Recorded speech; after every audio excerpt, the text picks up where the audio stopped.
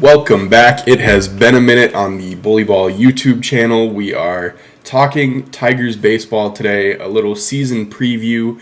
As we speak, there's a split squad spring training game going on March 15th. I am here with the foremost ball knower on Tigers Twitter, Jason. How's everything been? How's it going? It's good, man. The only thing that's bad is that we can't watch these games.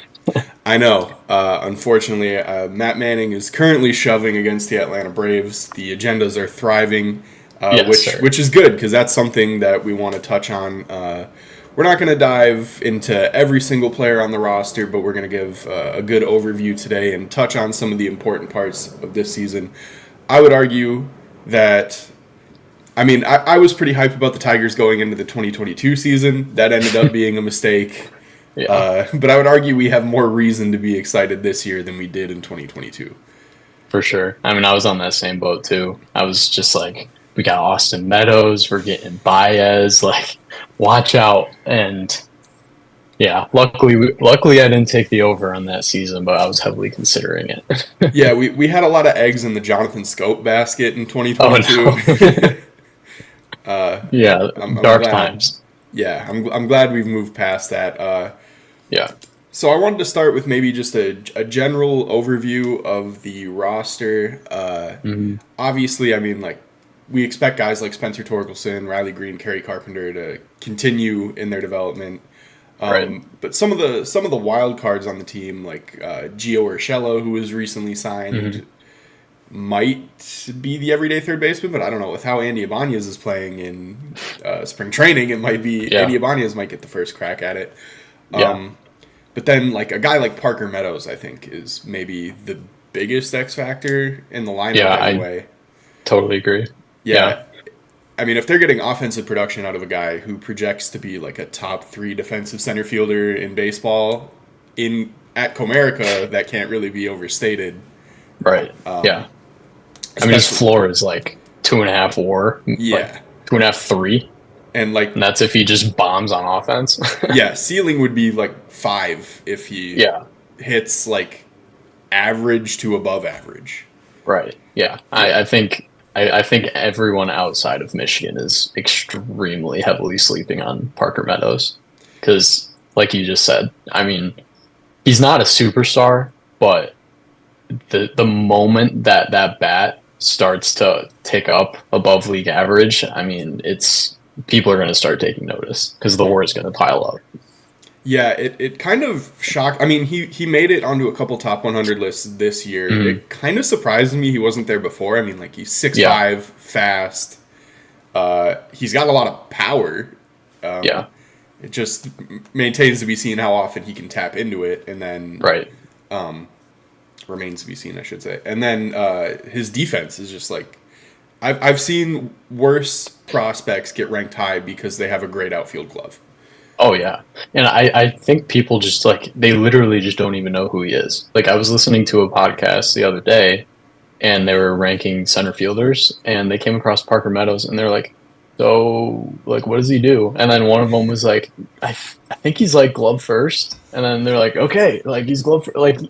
They don't even realize like who this dude is. So I once he's like on the opening day roster and just playing every day, making highlights. I think people quickly come to love him just because, like you said, he's 6'5", he has blazing speed, and he's going to be making plays all over Comerica's deep center field. So I'm pumped. He's definitely like one of my like most the players that I'm looking forward to watching most this year. Yeah, the other thing with Parker Meadows is that his bat is the main concern, but it's not like he hmm has like minor league strikeout rates that are Yeah, like alarming. They're not yeah, great, but it's nothing like he's not up at like a 28% where you start to think like, oh, there's no way he can hit major league pitching. And we saw last year he right. can hit. His strikeout rate was very high in his major league stint last year. hmm But you would like to think that with a full spring of Major League Camp, that should be able to come down. And it looks like, Yeah, AJ Hinch believes in him because hypothetically he's going to be batting leadoff, which yeah, we've seen Hinch be a little hesitant in the past to put younger players in a big role like that. Yeah, I've been a little surprised with like the fact that he's just been the leadoff hitter. Yeah, I'm fine with it, but like you said, it's just like it's kind of surprising for Hinch to do that. But I think really they might just be banking on his walk rate staying high, and if he's going to walk 9 to 10% of the time, and you hope he hits like 240 to 260 maybe. I mean, if he's going to steal 30 bags, like you'll take that lead off. exactly. So And that's the thing is the offense was like surface level so bad last year. I yeah, think they were second or third to last in runs scored in the entire league. But a little bit of a deeper dive, they were dead last in April. It was very bad. They did not score 100 runs in the month of April. I think they weren't even close. It was like 88. By far last in the league in April. From, I think, May 1st onwards, they were like 23rd in the league in runs scored. And in the second half, they were 19th. That stat comes from Chris Brown in the Tigers Minor League Report Discord. That, I think, is closer to where this team actually is. Maybe I'm just being a homer, but if I look at some of the teams they scored less runs than, like Oakland or like the White Sox, I think the Tigers easily have a better lineup. yeah. Well, I think too and I mean every Tigers fan knows this, but we just weren't like hitting with runners in scoring position. We were getting runners in scoring position, so that's step one. Yeah. And so, I mean, if we take any step forward in that department, I think I'm not. I personally don't think we're going to be like some top 12 offense or anything, but I think that makes huge strides if that's simply just a regression to the mean type of situation where we were just super unlucky last year. I think it's a little of both. I think you can be a little unlucky and just have young hitters that don't quite know the deal yet. And so hopefully Mark Canna helps with that. Hopefully Gio Urshela helps with that. And hopefully we just get a little bit more lucky in those situations. Yeah, I think runners in scoring position stats are one of those things that year to year can vary a little bit, be kind of random. I don't necessarily think it was random for the Tigers last year. I think their situational hitting was very bad. Yeah, it and was. Not to sound like old, they have to be the worst small ball team I've ever seen in my life. I think I can count the number of sac flies they had last year on one hand. Like, Right. if you're gonna get out, it might as well be a productive out. Yeah. So Yeah, but they're terrible at productive outs. Yeah. They don't even know what that is. Yeah, the amount of times there's a runner on third, less than one out, and no runs scored Yeah. is abhorrent. Especially when you're rocking a lineup with like Torkelson, who's got a very good fly ball rate and has power, and it's just like Yeah. you get a runner in scoring position, he's popping up or he's grounding out. Into a double play. Yeah, Truly so incredible stuff. you would hope that improves this year, and I agree. I don't think they're like a top half of the league offense, but I mean, like 17 to 20 range with the pitching that they have should win you some games. Yeah. I don't think they're at the bottom of the league. No, definitely. Yeah, I would be quite surprised if they were. And I can definitely see I can see them having months of being like top 10, top 12, and then having other months where they're more closer to like 25th maybe. Yeah. But in what I think our best case scenario is that like we have more of those months where we're closer to like 10 to 12 and we can really get hot in those months and like the pitching and the hitting come together and we can just go on crazy streaks. And I think that's the hope for winning the division maybe. Yeah, and if you think about it, I mean, we got over 1,000 plate appearances last year combined from Nick Maton, Jonathan Scope, Eric Haas, Tyler Nevin. Those are all gone. That's like, those are players with like 40 OPS pluses. Like, not just like below average players. Those players were tanking the lineup. Yeah. And I love Nick Maton, but I mean. And I made that graphic twice actually because I updated it once Urshela came, but the third base graphic where I was basically just showing like all the different third basemen we played and then the numbers they put up. And I mean, it really is like we got more than half of our at-bats from third from players that were putting up like 50 OPS plus, and none of them are back this year. So I really think a lot of the fan base is like completely overlooking that and just they're thinking about it like third base sucked last year, and I still don't like third base. No, third base was like terrible last year, and now it's like probably baseline replacement level, and that's like a huge gap. Huge gap. They need the combination of Andy Ibanez, Gio Urshela, and maybe a little bit of Zach McKinstry to play average-ish to be a massive upgrade over what they had last year. Yeah, I mean that doesn't. To be honest, that doesn't sound like a big ask. Urshela usually is at least average, if not above average, as a player. I mean, I know was it outs above average doesn't like his defense, but DRS loves his defense. So. Yeah. So I don't know. But he's probably somewhere in the middle there, which is a lot better than Nick Maton was. Right. Yeah. And I mean, Vierling's definitely going to play less third, but I still like Vierling at third. I think, honestly, I would have preferred him to just be a third baseman so that he could just focus on it, because it's always tough, especially when you're not great at outfield or infield. It just seems better to choose one and then let him focus on it. But yeah. I still buy his third base ability. And while I think spring training is continuing to show like Vierling just is what Vierling is, but I still kind of buy the upside in the bat a little bit. So if he can hit, they're putting him in the lineup. I promise that they love Matt Vierling, and I understand it. Honestly, he's still super young, fast. Younger than people think he is anyway. Yeah. Fast. He's versatile. A lot of power when he can tap into it. It's just a matter of, getting to that power more often. Yeah. And I mean, he honestly, I don't have the numbers up in front of me to confirm this, but it feels like he's a little bit better at situational hitting. He's better at slapping the ball, going the other way, moving the base runner when he needs to. I mean, he was working on laying down a bunt the other day, so while I think there's definitely things for him to improve on, like I don't think he's the best base runner. I think he's terrible at sliding. He had a couple insanely bad slides last year. And then I also the best one I've ever seen against Texas. He's an his hand over Marcus Semien, and it was ridiculous. Yeah. He's just a pure athlete who's learning baseball. I swear that's what he is, because some of the slides is like, what in the world was that? But I do think that there is a good baseball player in there, and at baseline, he's going to give you replacement level offense with versatile defense. So, you take that with speed. Yeah, so. And that's like the perfect bench guy, and if he hits better than a bench guy, he's going to play 4 or 5 times a week. For sure. Yeah. So we talked about the offense and how we think below average-ish is what we're looking at for this year. Yeah. But below average-ish in the AL Central with the pitching staff that the Tigers have is not that bad. No, not too bad. That might win you a lot of games. Yeah.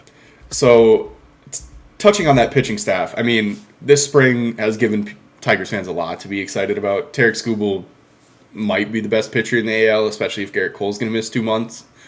And then Eno Saris' Stuff Plus model loves Casey Mize and Matt Manning this spring, which is a development, especially for Manning. Mize is throwing his splitter again, which I think is kind of always been the key. Yeah. And then we look at the depth. I mean, Jackson Jobe threw like the greatest inning I've ever seen in my life against a bunch of Minnesota's nobodies, but I mean, it still counts. 102 and 3,000 RPMs on the slider still means something to me. Shout out Jason Benetti on that inning too, because he helped just solidify how hype it was. He sounded like one of us. Yes, sure. Totally. Yeah, totally. I loved it. Kiter Montero, as we speak, having a very bad outing against Toronto, but he's another pitcher to get excited for. I kind of think he might be a reliever, but he would be gross in the bullpen. Reese Olson, we know. Jack Flaherty, they apparently fixed because he's throwing 97 again. Yeah. Kenta Maeda looks disgusting right now. I don't know. Far be it from me to ever question Chris Fetter, Gabe Ribas, like anyone in the pitching side of that organization. Yeah. I think bottom line, if a pitcher doesn't work out for us this year, there is another one. It's next man up. And there's about 15 guys that we can go to and have like a reasonable expectation that they have I should say they have a chance reasonably have a chance to be like a decent starter for at least a few games. Yeah, I didn't even say Sawyer Gipson-Long, who was really good last year in the majors. Yeah, I mean, well, let's break this down. So our expected rotation in the majors is Skubal, Maeda, Flaherty, and then let's just say Manning and Olsen just for the sake of it. So that's Casey fine. Mize would start in AAA, and Stuff Yeah, Plus grades him out as good as Skubal right now. right. So in AAA, and I feel bad saying this, but just take this with a grain of salt. Mize, then you have Wilmer Flores, who looked pretty solid this spring. He's You throwing have 99 again, which puts him he was a top 100 guy, and then his velo dipped last year, and now he's back up to 99. So that's a massive development. Yeah. Massive development. I thought he might be a reliever. Now I think he could stick. Right. Yeah.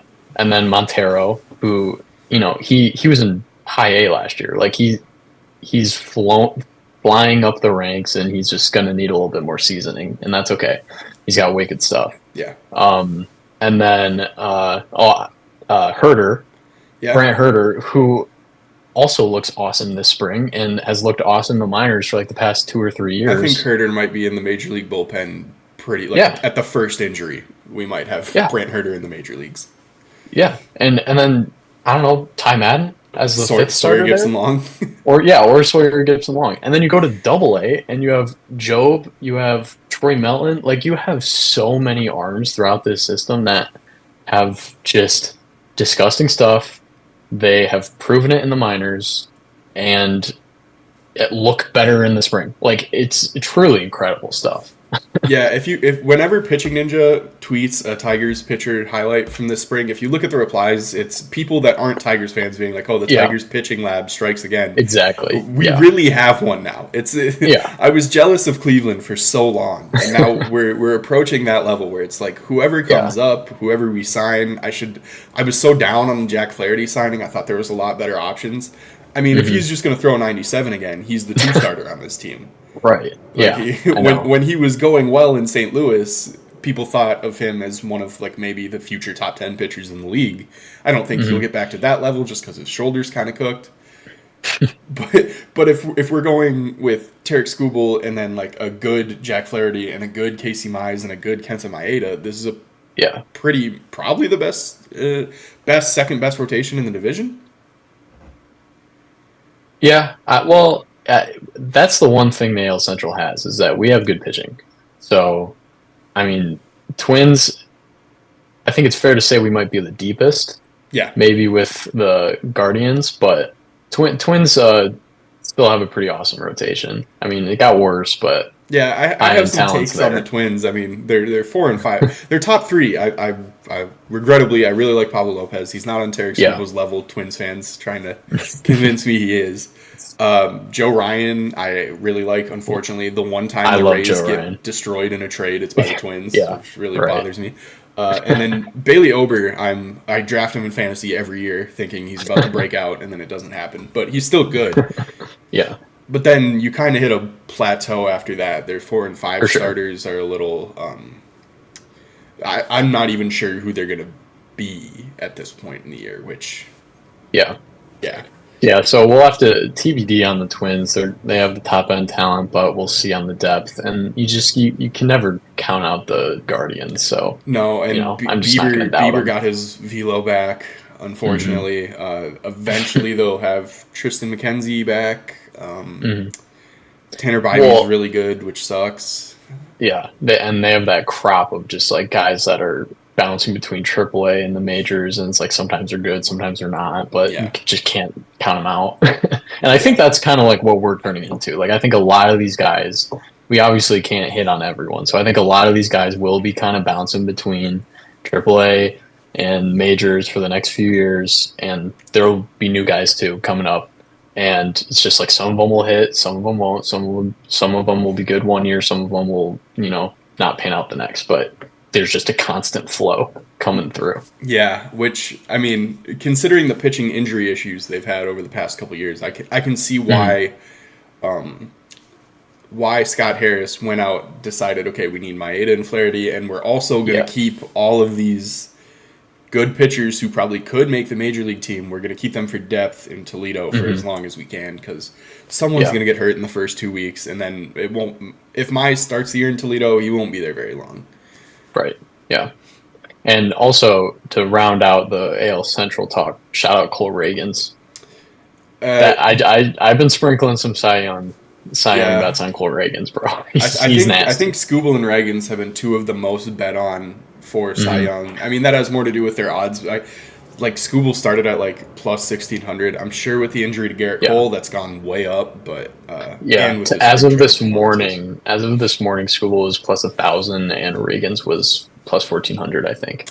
Which plus 1,400 on Reagans is intriguing to me. Yeah, the Royals just in general very very interesting. I mean, Michael Wacha, Seth Lugo aren't names that you'd think of as like, oh, that's a big splash, but one, for the Royals, anything is a big splash in free agency for sure. And two, Seth Lugo is better than you think he is. Last year as a starter, he was very good. Wanted both of them. Yeah. I didn't hate the Royals offseason. I still think they're pretty far away because their player development, other than Bobby Witt Jr. and like maybe MJ Melendez, is really probably been the worst in the league, and their farm system is not exactly loaded right now. I think they're going to get a lot of at-bats out of like Adam Frazier and Kyle Isbell and Nelson Velasquez this year. They have that third baseman who's actually kind of sick. Michael Garcia is sick. Yeah, yes. He's wicked. Like they have a few dudes just sporadically that you're like, okay, actually I see the vision with these guys, but yeah, their farm isn't deep. And that's kind of, it's just a shame, you know? Yeah, I like Hunter Renfroe for them. I'll give them that for this offseason. I really like Hunter Renfroe in their lineup. Salvi's getting old. Vinny Pasquantino, actually. Yeah. Really good player. Yeah, I was about to bring him up. I mean, that's if that clicks like it did the first year, that's a nice 1-2 punch between him and Bobby Witt.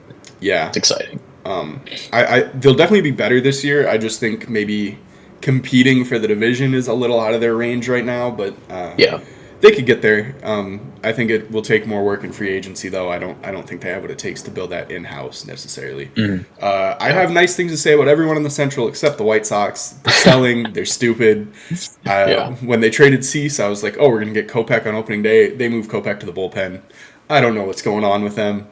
You should just trade him if you're going to do that. Yeah, I don't see the vision with the White Sox. I like Andrew Benintendi. I don't see the point in not trading him. Yeah, right. Yohan Moncada is going to leave for free. I'm fine with keeping Robert, but like, if you do, you have to have a little urgency then behind your moves, and so we'll see. We'll see if one, they keep him, and two, if they do keep him, like, are they urgent about it, or are they just gonna, just waste a few years of Robert? And if that's the case, they should just trade him now. So. Yeah, I mean, I understand. And trade him to the Tigers.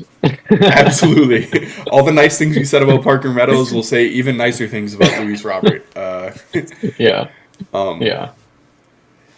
that's the Central is winnable. It just is. I mean, the Twins lineup, powerful, hits a lot of home runs. They strike out at an absurd, potentially unsustainable rate for the amount of runs they score. How real do we think Royce Lewis is? I think he's probably really good. Do I think he's like whatever he put up last year, like a 150 OPS plus? No, I don't. Probably not that, but I do like him. I think he's really good. I think he's legit. There is a difference between a 125 OPS plus and like the 145, 150, whatever he put up last year. For sure. Do I think Matt Wallner is actually good? No. I think that was some classic Twins corner outfielder BS. Byron Buxton, they're moving him back to center field. He was terrible last year at DH. Maybe, I think there is something to it that like a player not playing defense could not be as locked in at the plate as they want to be, especially when it's a guy like Buxton who thrives on defense. But also, is he going to make it another 162 games? Because last year he finally played a pretty healthy season and he kind of sucked. Right. Carlos Correa is who he is. You might get a big season out of him, or he might just be like a 3 to 4 WAR guy. Mm-hmm. Which I Yeah, mean, I think. I would kill for 3 to 4 WAR at shortstop. Yeah, I think at the end of the day, it's like they're. Yeah, you would assume they'll win the division, but they're a key injury away from it being a total toss-up. Yeah, And I think the one thing that they really do have going for them, though, is that they have a ton of hitting depth.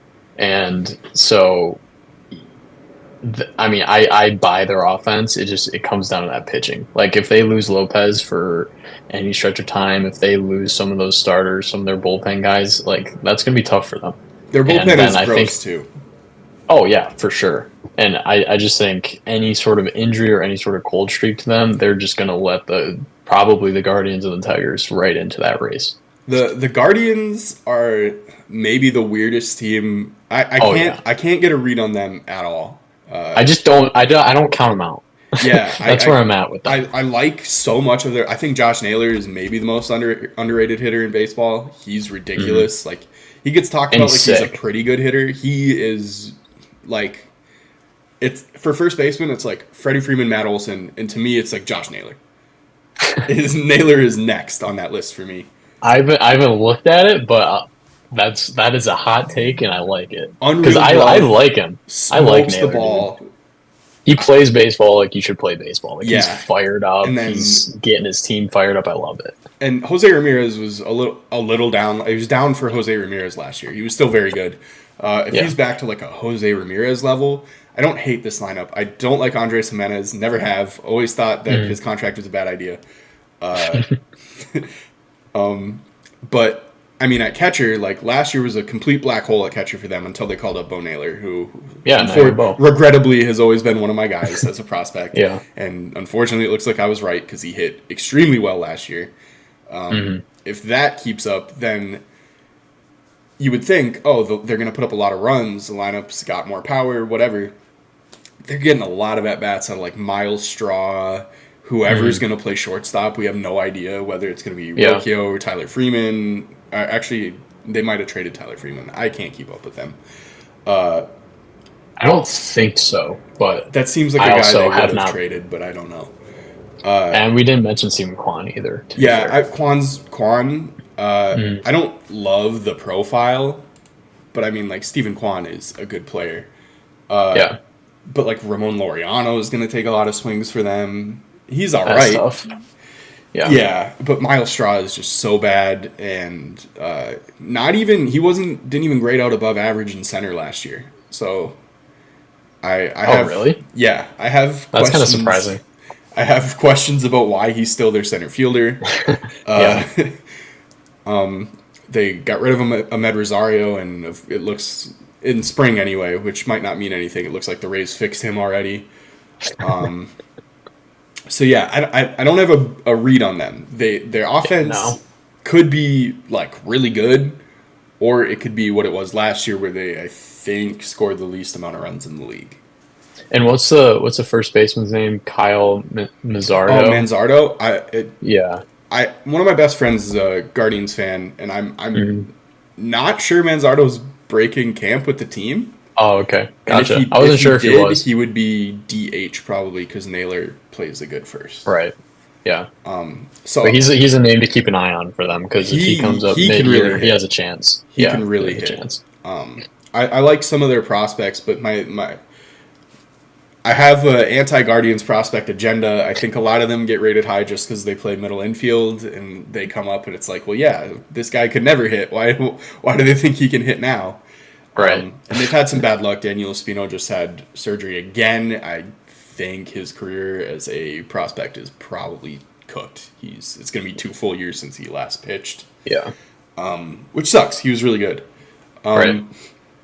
But whoever the Guardians call up to pitch is going to be nasty. That's how it goes. Yeah. And I just think I mean, this is definitely biased, but I think it's pretty clear cut. It's like Twins, Tigers, Guardians, Royals, White Sox. Like that would not surprise me. And That's even how it played Royals out. here and White Sox like way down here.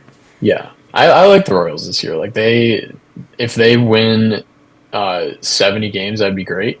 Yeah. I'm rooting for it, just not against us. But yeah, I just think I would be surprised if the Guardians went out and won the division. I would not be surprised if the Tigers did. So that's kind of the differentiator there. Yeah, I think the way the Tigers have set up the team, they are more built for adversity than some of the other teams in the AL Central. Scott Harris has kind of put depth into the organization in a way that it never was, even under like Dombrowski. Yeah. Where we're like one injury away from a lot of Tyler Collins at bats back then. Flipping off the crowd. Yeah, with all due respect to Tyler Collins. Oh, man. That was a time. It was. And I mean, the Tigers are not the most talented team in the Central at all. No. But if we're thinking about like who could take a step forward, I mean, we're expecting more out of Spencer Torkelson. He hit 31 home runs last year. A healthy Riley Green would make a lot of difference. That's something we haven't had for that much of an extended stretch. And last year he was on fire before his injury against Texas. And I think at this point, it's fair to say that. You go. I was just gonna say, like, at this point, I think it's fair to say that is what Riley Green is. Yeah. We don't need to just be like, oh, he's hot. Like, no, I think he's just good.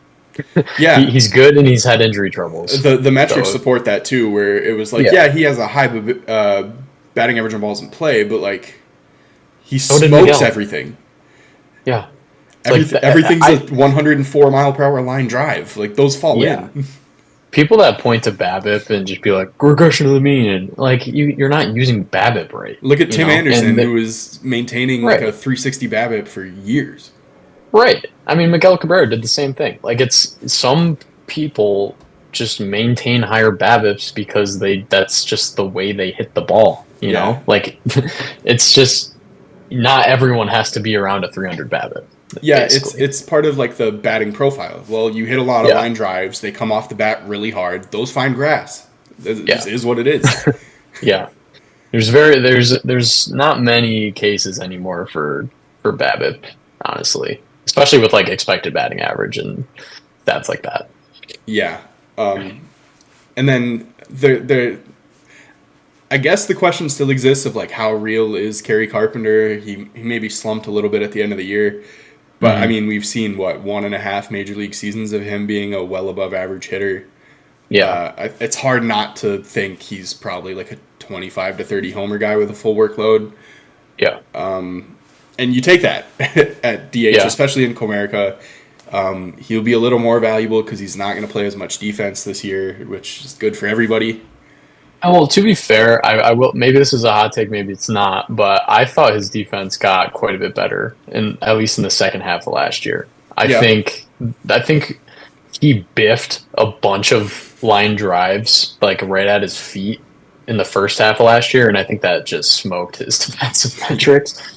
And like, admittedly, it was just terrible defense, but I did not see nearly as many of those plays in the second half, and I think he has a pretty solid arm. So I'm excited to watch him just because we'll see like what kind of where he's at sitting right now. But I think as of now, I would rate him like a average corner outfielder defender with a decent arm. Yeah, I don't know how much he's going to get to play with Canna and Riley Green in the corners. I would say that Kerry Carpenter's output is pretty important, especially to the front office this year, because he's probably the reason JD Martinez isn't on the Tigers right now. I just don't know where else he would fit him. DH is kind of locked down. I wouldn't bet against him. No, I think Kerry Carpenter. I'm not going to go out and say. Yeah, I'm not going to go out and say he's going to be like prime Kerry Carpenter last year, like where he's hitting 285 and like looks like a 30 home run hitter. But I'm also not going to say he isn't like a solid 260, 20 home run guy. You know, like that seems like if that's his, like that feels like his floor, honestly. 260, 20. Yeah. And he has room above that. That would not be surprised if he is. Yeah, so I would be surprised if he got worse. I would not be surprised about him staying the same or getting better. For sure. Yeah. I kind of feel the opposite about Jake Rogers. Just because really some of those. I think I think 20 home runs is a reasonable expectation. I also think He strikes out way, way, way too much. Mhm. Does not get the bat on a lot of baseballs, which can cause a lot of volatility year to year. So if his Mhm. offense kind of cratered this year, it wouldn't super surprise me. But he's still Yeah. very valuable with the glove, and at catcher, Yeah. that's really what matters.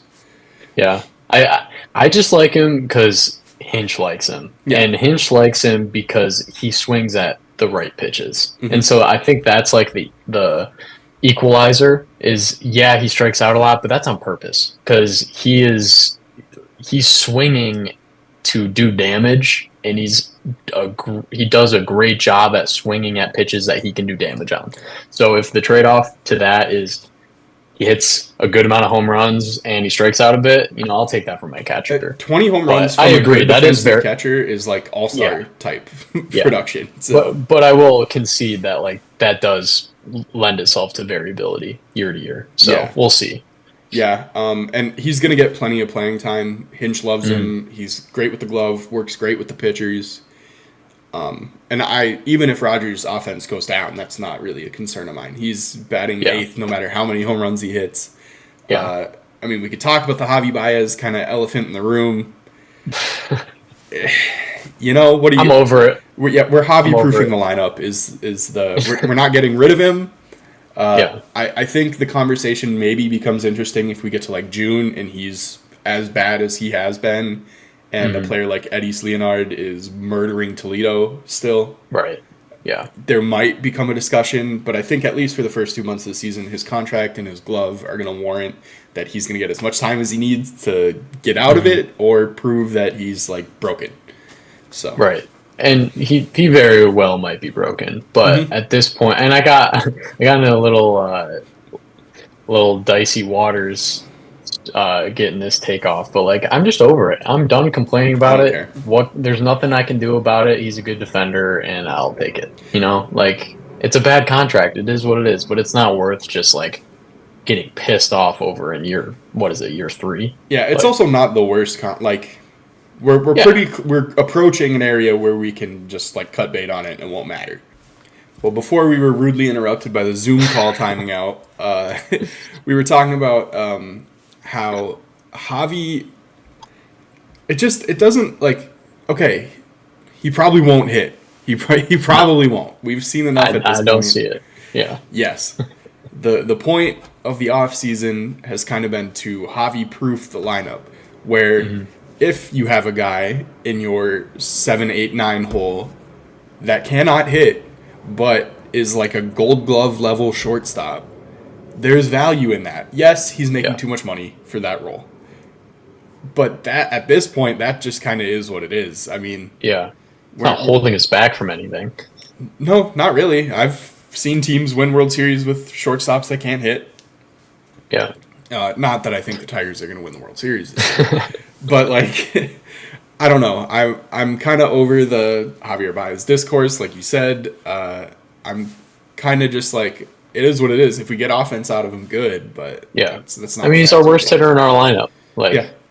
Okay. Every he's team just has a the worst bad hitter in hitting. the lineup. Yeah, and he's just like I've wrapped my head around like he's just the sick shortstop who can't hit. We had Jose Iglesias, Yeah. Yeah. I mean, it is what it is. But we've been there. yeah. Yeah. So Let's see. We haven't talked about Colt Keith yet. That's true. That's true. We haven't touched on a lot of the minor league depth. As we were waiting to get the call restarted, I checked the spring training score. Justin Henry Malloy hit a 2-run homer today. Yep, saw that. Parker Meadows hit a triple. Jace Young got another hit. He's 1-dotting now in spring. Hell yeah. So Colt Keith will presumably be the opening day second baseman, probably the second baseman for most of the year if everything goes right. They already extended him, which is a forward-thinking move that, with all due respect to Al Avila, would not have happened under that regime. Yep. So Colt Keith, I wasn't the first to be on the Colt Keith hype train. The first I heard of him picking up steam was from the Tigers minor league reports guys. Shout out. Yeah, they were heavy on Colt Keith, and they were right. He annihilated Double A last year, went up to Triple A, annihilated Triple A. He is the purest hitting prospect the Tigers have had since. Cassie. Yeah, probably Castellanos. Yeah. Keith does it from the left side. Probably has more game power than Castellanos had coming up. Yeah, that's totally fair. I don't know. I loved Torkelson and Green as hitting prospects. They both came with concerns. Cole Keith kind of comes with none of those. Yeah. He walks. His pitch recognition is great. Game power. Yeah. Contact. Impacts the ball. He's Costi back in the day was like he's gonna hit 300 and hit like at least 20 home runs, and Yeah. so you shifted a little bit with Keith, and nowadays it's a little different, but you're like he's gonna hit like 280, 290, and he's gonna hit like 25 bombs. Yeah, maybe not this year necessarily, but I think like I don't think like a 750, 760 OPS is out of like the expectation range for a rookie season. Yeah. Dude, and I'm not trying to like overblow it, but if he like hit 800, that wouldn't surprise me either. I'm not expecting it, but that would not surprise me at all. As far as pure hit tool, he's in the upper level of the minor leagues. Yeah, dude hits absolute tanks. He hits piss missiles, whatever you want to call it, and he goes oppo with ease. Yeah, he doesn't strike out a ton, and he walks a good amount. He's just a pure hitter, dude. And I'm so excited to see what he does this year because I honestly don't know. I just know it's going to be pretty solid. Yeah, he's another one where I would be absolutely shocked if he came up and just like bottomed out. If he was like an actively bad hitter, I would be very surprised. I think I would set my expectations somewhere like a 770 OPS for this year, but like, what was he, 22, 23 years old? Like, I think maybe 23. I think he just turned 22. Like, really? Young. Yeah, he's ridiculous. I think the Tigers made a good decision to lock him up early. They should do the same with Riley Green very soon. But I think Keith is probably the second baseman for the duration of that contract. The defense, it's a concern, but it's also second base. He's athletic enough. He's not, he's not Jonathan Scope with the glove, but he's not Jonathan Scope with the bat either. So we take both those things. He won't be the best. I'm reserving my judgment on that until I actually see it, but I'm not too worried about it. And it's not like he doesn't have like the yips concerns that like a Gavin Lux has on defense. Right. It's like he just gets in his own head and he can't make the throws. It's second base. He'll make the throws. He doesn't have the best range. Javier Baez is playing next to him. It'll be fine. Right. It'll be fine. Yeah. We want him in the lineup because he hits the hell out of the ball. And that is the expectation. As far as minor league hitting depth, we talked about Justin Henry Malloy. Well, we mentioned Justin Henry Malloy. We mentioned Jace Young. Jace Young, I was down on as a prospect a little bit. I was too. Like his first year, I was like, his first like half season after the draft, I was like, that's an interesting introduction to pro ball, man. He's like had zero pop and like got overmatched almost by like was he in West Michigan that first year? I believe so. Yeah, it's just not a good look his first year. Struggled with like 95 plus velo. Yes. Like, couldn't hit a high fastball. Those concerns are all kind of gone. Totally gone. I was just talking to my dad the other day about this. Just like the fact that like that was a huge concern after that first half season. Like, dude can't hit velocity and he can't hit a high fastball. And that's like what he crushes now. that home run that he hit a week ago, I mean, that was like 95 high and inside, and he just like crazy bat speed to go around and whip that thing. Yeah, I mean, you can't throw him a high fastball now. No, that was ridiculous. Yeah, so I'm excited about him. I'm sold. I buy his defense. I'm excited to see him at third, but I have to see more of him at third before They threw him at third almost as like a Hail Mary. And then the Arizona Fall League came around, and every report out of Arizona was like, wait, is he a good third baseman? Yeah. And he played fine there in the AFL. Need to see it a little bit probably at Erie this year. Or no, maybe Toledo. Was he in Toledo to end this season? I can't remember. No, No, he was at I Erie. think they kept him in Erie.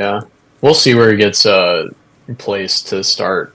I wouldn't be surprised if it's Erie, but He's going to be a prospect could. that gets a lot of priority from the organization. So Yeah. wherever he's at, he's going to play third base. Mhm. I think part of not making a move on like Matt Chapman is that they think Jace Young could be their guy at third base. They Yeah. need to see it like we need to see it. Yeah. If he I will hits, I don't say see why not. I will say though, just based on the reps I've seen in spring training, even at second base, I don't know where the concerns are coming from. Like from what you read in like kind of the even the scouting reports going back a couple years, it was like flunky athlete, like thick body, and like yeah, he has thick legs and He's he's a little bit unathletic. short and stubby, but he's smooth out there. He's got soft hands and he makes the plays. And when I watched him take those reps, I buy the defense. I mean, you don't win a minor league Gold Glove at second if you're not a smooth defender, you know. Yeah, that's fair. I So we'll I would see. I love think he has a good for foundation. Yeah, I could see that. I would love for him to stick at third, Hmm. especially because I mean the bat is coming around. Yeah. Hypothetically, it'll get better this year. I think what was he like a 860 OPS guy last year? Yeah, I don't have that at the top of my head, but 28 home runs. Yeah, the game power is very real, which Yeah. is intriguing Yeah. because it wasn't his first year out of the draft. Hmm. Right. Other hitting prospects of note, probably Justin Henry Malloy, who I really want to get excited about. Like the walk rate and the pitch recognition is good. The swing and miss in the zone is very Nick Maton, Yeah. which I don't, I'm rooting for him, obviously, but I don't quite see it. those are the two I things just, working against him is swing and miss in the yeah, zone, and he doesn't have a position. right. And I just think that holds him back so much. Is it worth it to sacrifice the defensive versatility? We'll see. We'll see what his offense is. I don't know if I buy his power. I mean, he's hit a couple home runs this spring, and he's hit fairly well this spring, but we'll see. We'll see how he I does. mean, he There's walked other over a players in hundred the times system. last year in the Yeah, minors. yeah. It's not nothing. No, It's it's just definitely that not nothing. if he could pair it with contact skills in the zone, he would go Yeah, from a very good minor league hitter to like a yeah, legitimately advanced minor league hitter. yeah. I think it's more like at least personally, I am more excited about the prospects of Justice Bigby. I think I buy his hitting profile. Justice Bigby is like it's just so interesting because this is the organization that produced Kerry Carpenter, who was like not a Mhm. prospect. Yeah, He was just an org guy. Went to teacher man Richard Schenk, Aaron Judge's hitting coach in the offseason. hmm And then he comes back, rips 30 minor league bombs, comes to the majors, yeah, hits 20. And Justice Bigby did the exact same thing. He was yeah, not a prospect, and like goes to the same guy, comes back to the Tigers, and nobody can get him out for 5 months. yeah, He wasn't great when he got to Toledo. That was a very small sample. yeah. Lighting the ball up in spring again. Dude, I think his profile is better than Carey's. And Straight he's up. Like right-handed too. Carey's Linsanity run in what was that, 2021 minor leagues Yeah, was like the greatest thing ever I to think it pay was attention 22. to. Okay, 22.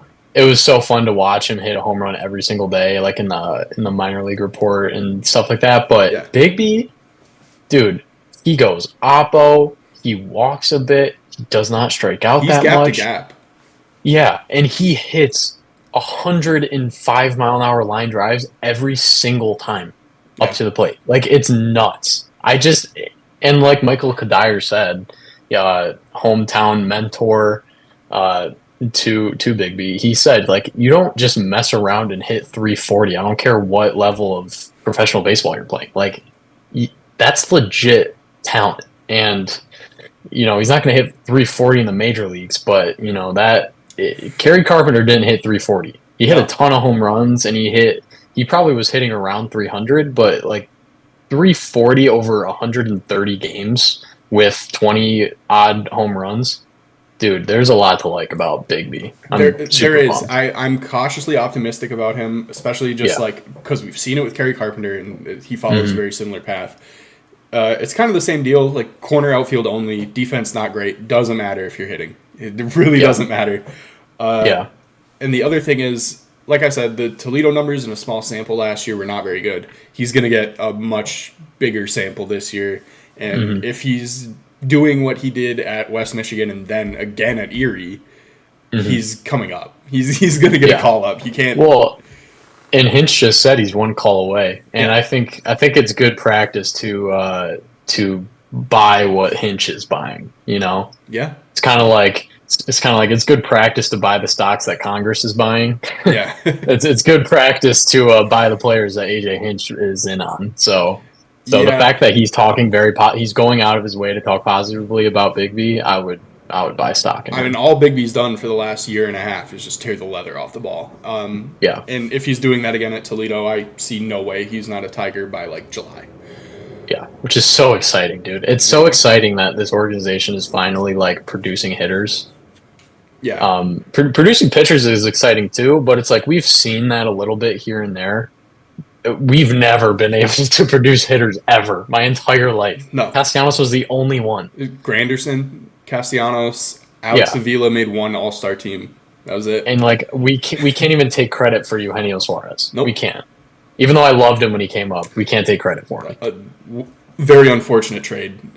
Yeah, it's for Alfredo Simon. Yeah, that was tough. Oh man, dude, I was right about that. As like a kid, I was heartbroken by that trade. I was so high on Eugenio Suarez. They needed a pitcher, just not that one. Yeah, exactly. Oh Um, man, so I'm trying to think. I mean, we could talk Max Clark and Kevin McGonigal, but they're so far away from the majors. so far, yeah, We're not even going to learn anything about them really by the end of this year. We're going to learn if they can handle low-level minor league pitching. right. I'm just hoping they get to West Michigan so I can go out and see them. Yeah, honestly, if they were to, if one of them was to be in Erie at the end of the year, that would be a major success. Right. Yeah. And I really like McGonigal. Everything I've seen so far, I like him. In my top 10, I put him above Jace Young. Nice. Because Okay. I actually think McGonigal could stick at shortstop. Yeah. That was I mean, something that like draft people were like, oh, he's probably not really a shortstop. And then I watch him play shortstop, and I'm like, I think he is. I really think he is. Yeah. So we'll find He's out. super interesting. His hit tool is crazy. Mm-hmm. Needs to tap into a little more power, but like he's a kid. He's like 18. Right. So Right. it's the same Yeah. thing with Max Clark. He's got every tool. The power is a question. I don't know if you've seen any like this is a rarity. They got some like backfield footage from spring training of Okay. Clark's swing. Completely not see it. retooled. He's loaded up on his back leg a lot more. Okay. Lot more loft on it. I mean, how much can you really buy into like backfield footage from spring training? But mechanically, the swing looks gonna more buy like all what you of would it. want from a power profile. Yeah. And I mean, dude, he's got the legs for it. Dude has he's- the best legs in the system. If he hits if he hits for power, it's like what's the question about him? Yeah. He walks. He Yeah, hits. He's fast. He's potentially going to be a better defensive center fielder than Parker Meadows, who's already one of the better ones in the majors. So I don't know. Yeah. Well, a lot to be excited about in this system. For I once, yeah, finally. But it really feels sustainable. It feels like we have a process now. We have good, just like talent eval, and it's joining in with like the player acquisition. Like we went and got Blake Dickerson, yeah, I think, in that trade for international money, and it's like it's just. We identified talent. We're like, yeah, we can work with that, and we went and got it. Like that is so refreshing to see now, and not something we would have been doing under Avila. and I mean, you think of some of the minor league depth, like a guy like they decided, oh, we don't have any first base depth in the minors, so they signed Keston Hiura, who is going to play first base in Toledo. He's going to hit 5 million Toledo home runs because he does that in AAA every year. And then if anything happens at Torkelson, he's going to come up. He's going to crush lefties, or crush righties. I mean, hit poorly against lefties, whatever. He's a major league level baseball player that they have that is in AAA for us. finally.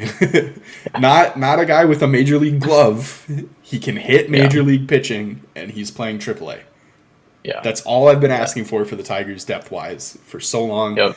You think about some of the smaller moves that Scott Harris made around the hinges when Jonathan Davis was going to opt out of his contract. They traded him for Brady Allen, who I don't know if you looked at his West Michigan numbers.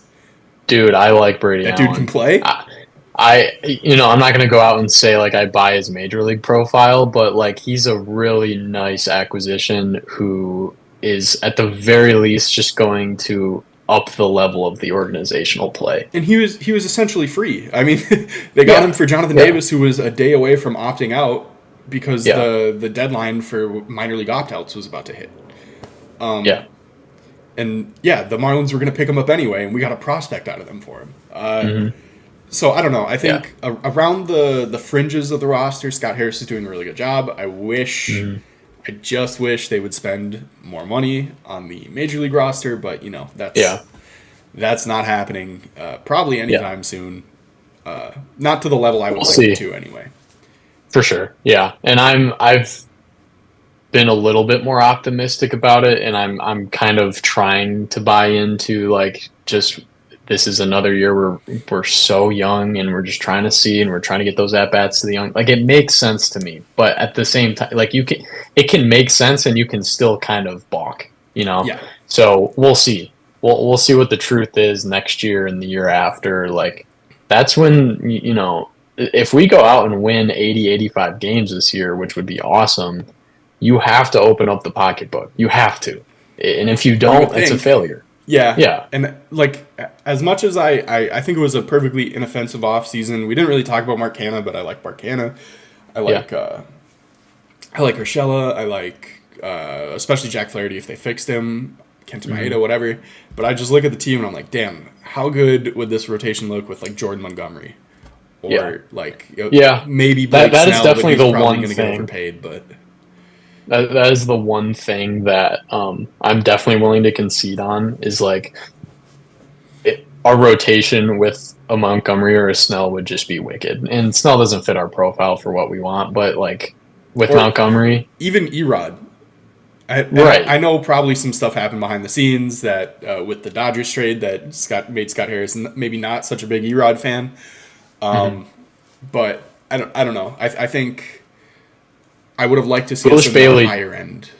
Foolish Bailey did say he didn't like Erod for 2024, so maybe he's in cahoots with Scott Harris.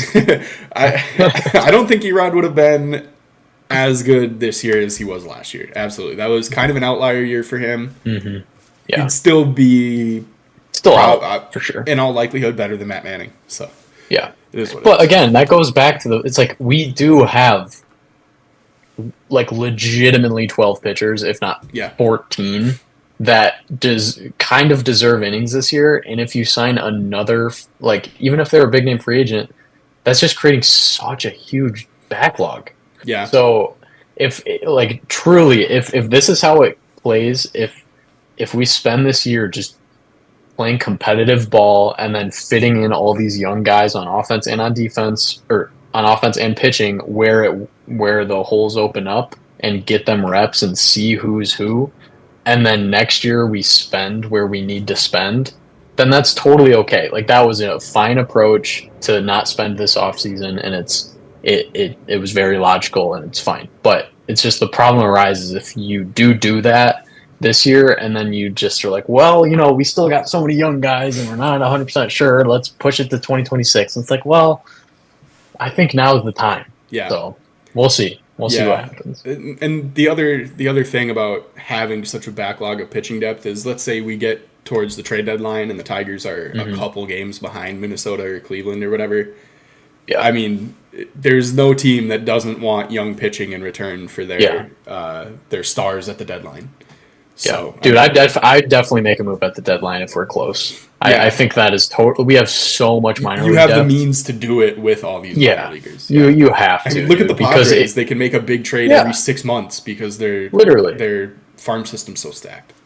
I mean, if you have to give up, if you're the Tigers and you're like 2 games back at the trade deadline of winning the frickin' division, and and you need another starter, and it's going to take you 3 top 20 prospects to do that, you You have to have go them. do that. You have Yeah, you them. have them. You have them. You have like 40 top 20 prospects Yeah. like that you would normally have, it's just They have what? yeah. Some of the top 100s have like 6 Tigers in them. Yeah. Yeah. It's just without question you go make those moves this year and you don't blink twice. So, No. yeah. Um, We're in a good position, I think. I think so too. I think as good of a position as you can be in with the lack of ownership support that this Yeah. organization gets. Yeah. I mean, there's just a minuscule payroll, there's just an overwhelming amount of youth. And to be like, yeah, we're pretty solidly second in the division here with a solid chance to win, like that's a good place to be in. And you cross your fingers that the support comes when you really need it. So, Yeah. So I want to touch on a couple quick over unders before mhm. we wrap this up.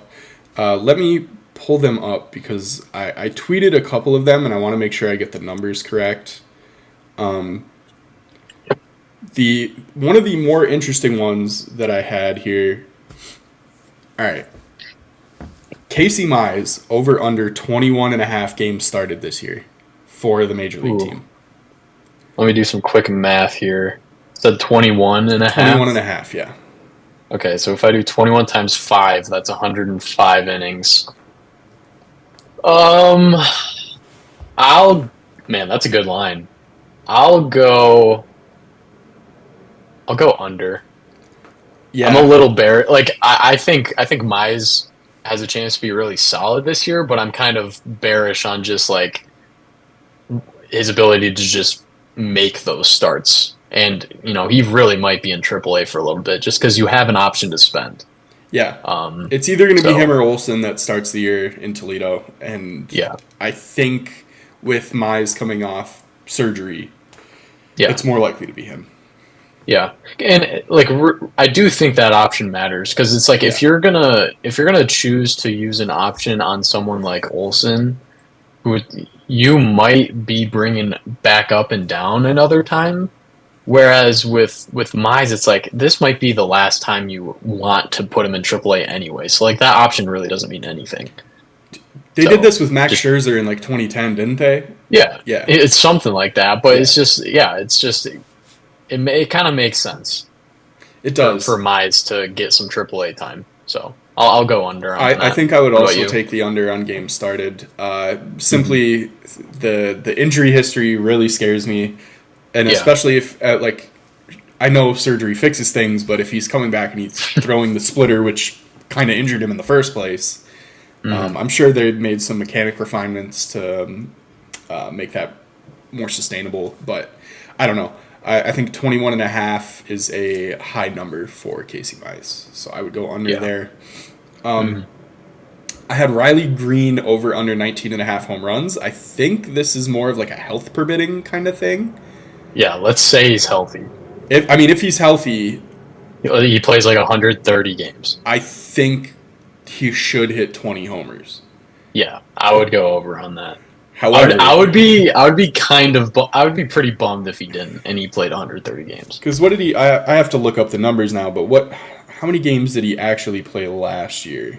He played 90 something last year 90 and had something. what, like 11 home 11 runs? homers.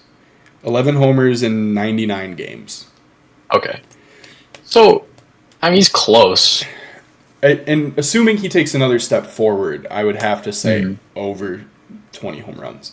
But I don't know. Is 20 home You runs like where we're trying to get with Riley Green? Because I feel like with Here's my thing with Riley, and I mean, so many people complain about it, but it's like obviously he needs to get the ball in the air. But when you look at his what he was doing in the minor leagues, his pull side power, we haven't seen that at all in the major leagues, like hardly at all. he, The, he had in he had that run in last May. I think it was the series against the Mets and the series against St. Louis, where everything was a fly Mhm. ball in the air to right field. Yeah, Homered off Verlander. yeah, right, He crushed the double off, was it Jordan Hicks to tie the game in St. Louis? Like, hmm, he was killing it. yeah, And he has said this spring that it's like I'm getting the ball in the air. Like, I know what I need to do. I need to hit the ball up. Yeah. It's just his like double A and triple A tape, he was hitting straight nukes to the pull side, and I think if he ever can tap into that, the major league level, 30 home runs is definitely within reason. But until he's like hitting those legit pull side nukes consistently, it's hard to hit 20 home runs to dead center in Oppo. Yeah. Remember the leadoff home run he hit off Ohtani to like right center? Yeah, he can do it. Yeah. If he can beat an Ohtani pitch to the spot, he shouldn't. And that was like 100-mile-an-hour fastball too, wasn't it? His problem, I've always thought his swing was a little bit long, maybe a little extra motion in there, which didn't matter at all in the minor leagues, and it doesn't matter that much at the big league level because he's still a very good hitter. I just think he struggles maybe beating pitches to the spot, but he started to come around a little bit last year before the first injury.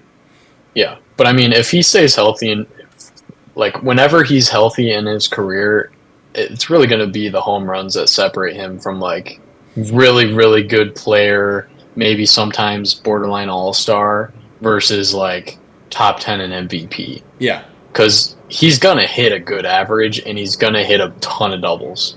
So it really will just come down to if he can get that ball over the fence. And in a corner, his defense should grade out extremely well. It didn't grade out great in center. Kind of that match with the eye test. I'm not gonna lie. A lot of Tigers fans seem to have this idea that Riley Green was a great center fielder. He wasn't. He was okay. He just made plays. Yeah, he made a lot of plays that Parker Meadows makes in his sleep.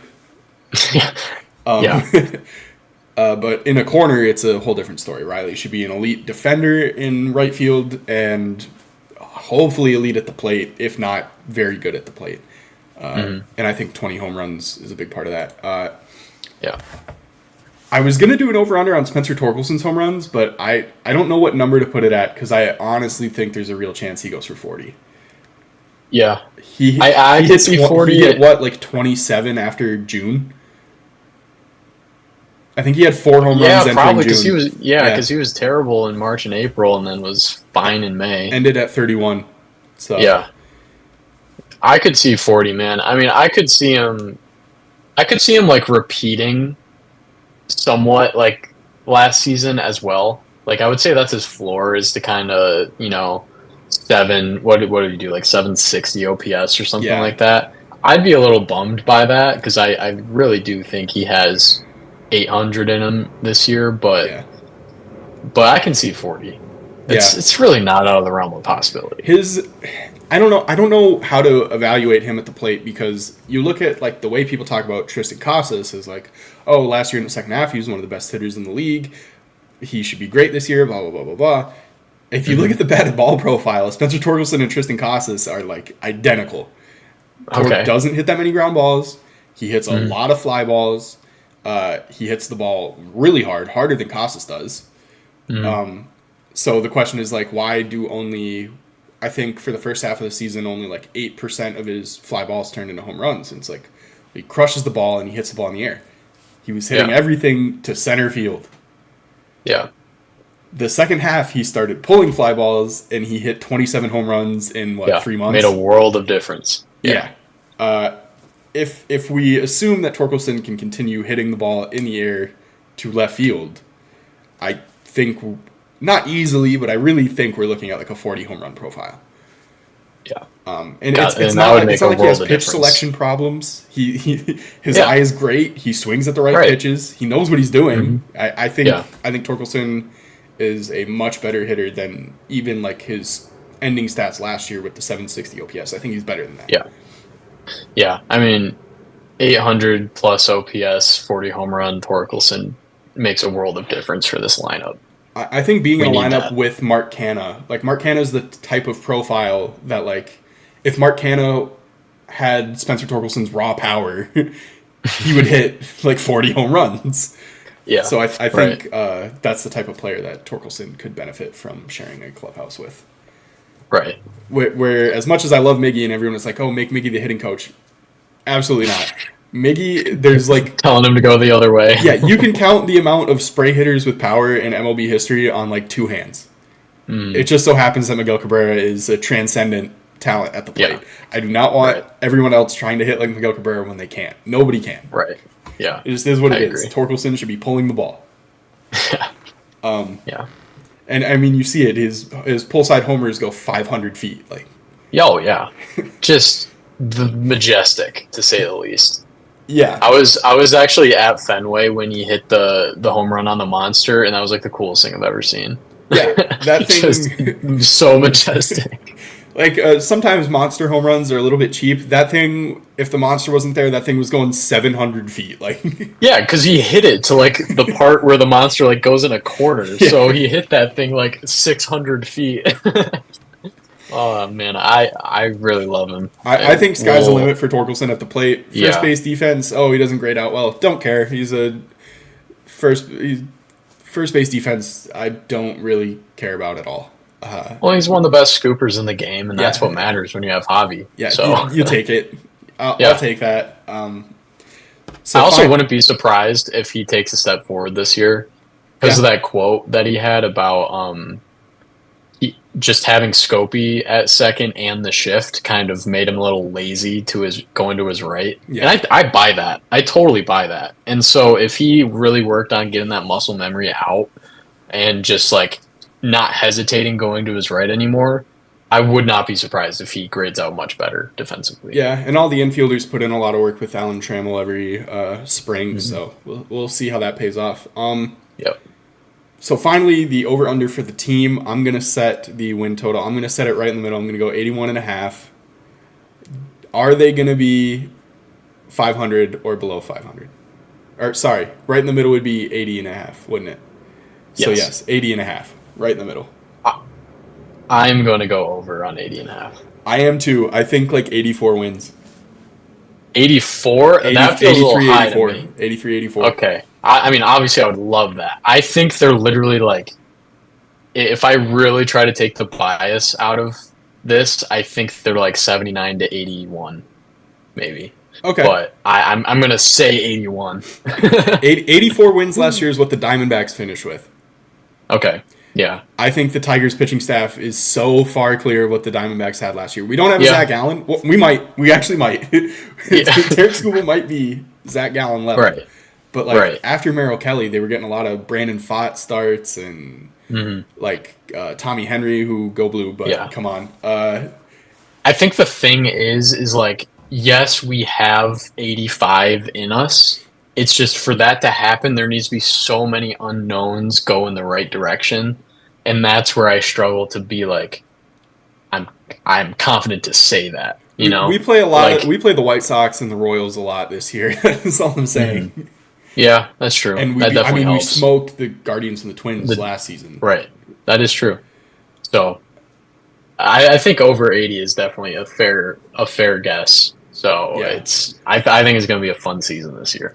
I really hope so. We deserve a fun season that doesn't start Yeah. with cratering in April. Right. Well, that too. I mean, shit, if we didn't crater in April last year, you really could have seen us go 500. So, I mean, what did we win, 78 with the Yeah, and we won like 8 sounds right. games in April and March. So so we see, man. started 2-9 and then went 500 the rest of the way. yeah. So, So there you go. with Don't do with that. like a 9-game losing streak when Riley got injured. Yeah. So, So- don't do those two things, and we're sitting a little bit more pretty. Play better against the AL East. Because it was really just They're the good. AL East that killed us. Everyone else Yeah, we were they're- like splitting the difference with. Sadly, the AL East is still awesome. So Yeah, they're still nasty. we'll see. Except maybe Boston, but all right. I think that covers Tiger season preview. Hopefully, if the season goes well enough that we want to continue talking about the Tigers, we will do more of these throughout the year. Yes, sir. Thank you for joining me. Hope to see you on more bully ball content as it goes. Yes, sir. Thanks for having me, man. This Yeah, was of fun. course. This one's for all the real ball knowers out there who are excited for Tigers baseball this year. The Yes. ball knowers Tigers and the fans- narrative pushers are going to love this one. Tigers fans, follow me on Twitter, please, at TRAESHMAEN Trashmain, because No Tigers fans follow me other than Jake, and it's like so annoying. I try to talk about the Tigers and no one sees it. So Yeah, follow me as well. We yes, will increase the ball knowledge of this fan base one step at a time. yes, 100%. All right, everyone out there, have a good day. Go Tigers.